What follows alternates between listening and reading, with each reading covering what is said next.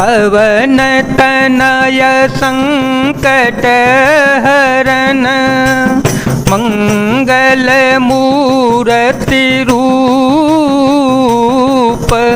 राम लसन सीता सहित हृदय बसौ सुर भूप।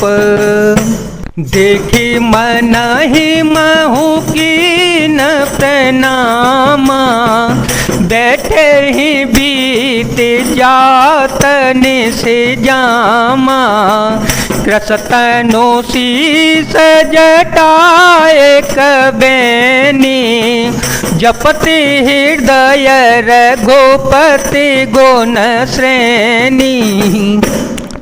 सीता जी को देखकर हनुमान जी ने उन्हें मन ही मन प्रणाम किया। उन्हें बैठे ही बैठे रात्रि के चारों पहर बीत जाते हैं। शरीर दुबला हो गया है, सिर पर जटाओं की एक बेणी लट है। हृदय में श्री रघुनाथ जी के गुण समूहों का जाप स्मरण करती रहती हैं। निज पद नयन दिए मन राम पद कमल लेन परम दुखी भापवन सुत देखी जानकी दीन। श्री जानकी जी नेत्रों को अपने चरणों में लगाए हुए हैं और नीचे की ओर देख रही हैं और मन श्री रामचंद्र जी के चरण कमलों में लीन है। जानकी जी को दीन दुखी देखकर पवन पुत्र श्री हनुमान जी बहुत ही दुखी हुए। तरुपलव महुरा लोकाई करई विचार करो का भाई तेहि अवसर रावणो तहयावा संग नारे बहु किए बनावा बहु बे देखल सीताहि समझावा सामदान भय भेद देखावा कह रावणो सुनो सुमुखे सयानी मंदोदरिया दिसवरानी तव अनुचरी करऊं पन मोरा एक बार बिलोकुम मोरा तन धरे ओट कहते वैदेही सुमिर अवधपते परम स्नेही।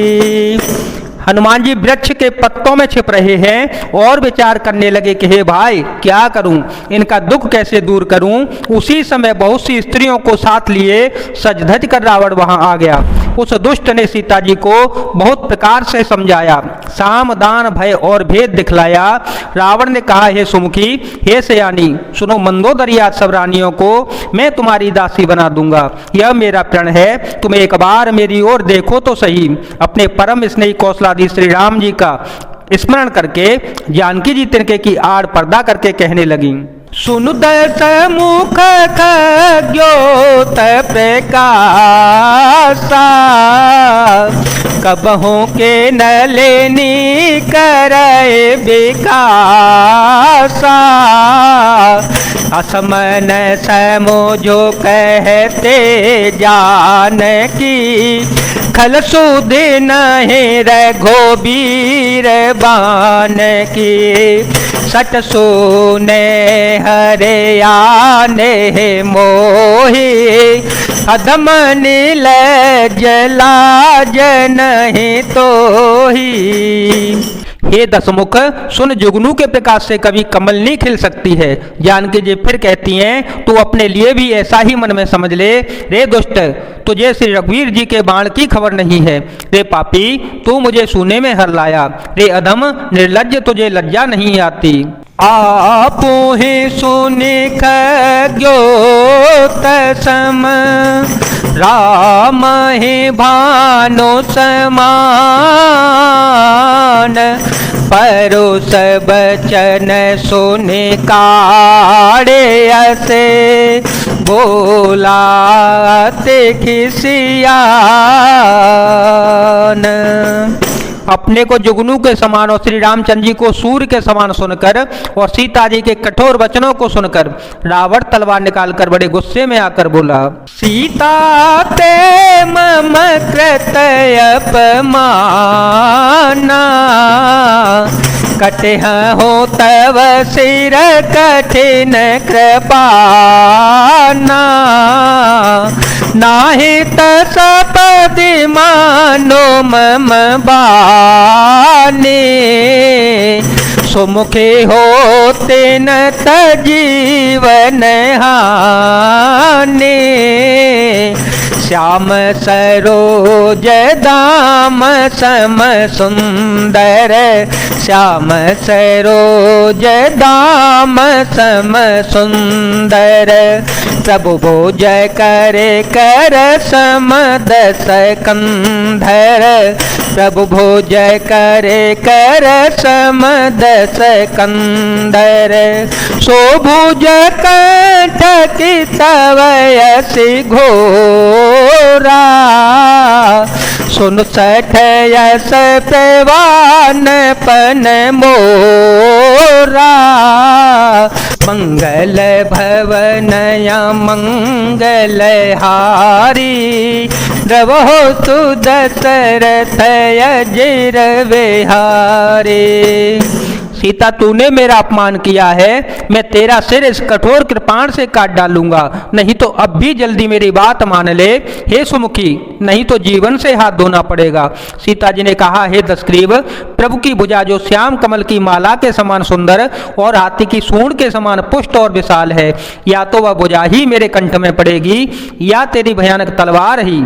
रे सठ सुन, यही मेरा सच्चा प्रण है। चंद्रहास हरो मम परितापं रघुपति विरह अनल संजातं शीतलने शीत बहसे बरधारा कह सीता हरो मम दुख भारा सुनत वचन पुनि मारन धावा मयत नया कहनी ते बोझावा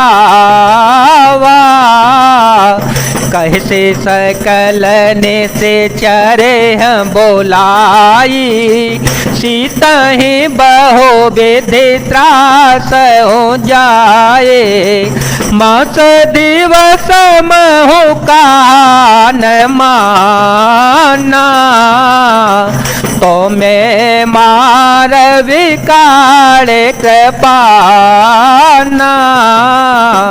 माता जानकी कहती हैं, हे चंद्रहास तलवार, श्री रघुनाथ जी के विरह की अग्नि से उत्पन्न मेरी बड़ी भारी जलन को तू हर ले। हे तलवार, तू शीतल तीव्र और श्रेष्ठ धारा बहाती है, अर्थात तेरी धारा ठंडी और तेज है, तू मेरे दुख के बोझ को हर ले। सीता जी के वचन सुनते ही वह मारने दौड़ा। तब मय दानव की पुत्री मंदोदरी ने नीति कहकर उसे समझाया। तब रावण ने सब राक्षसियों को बुलाकर कहा कि जाकर सीता जी को बहुत प्रकार से भय दिखलाओ, यदि महीने भर में यह कहा न माने तो मैं इसे तलवार निकालकर मार डालूंगा। भवन गयो दस कंधर यहाँ पे साचे ने वृंद सीत ही त्रास देखा वहे धर ही रूप बहो मंद। यो कहकर रावण घर चला गया। यहाँ राक्षसियों के समूह बहुत से बुरे रूप धरकर सीता जी को भय दिखलाने लगे। जय जय श्री सीताराम, जय जय श्री हनुमान जी महाराज, जय शिव शंकर, जय भोलेनाथ, जय दीनानाथ।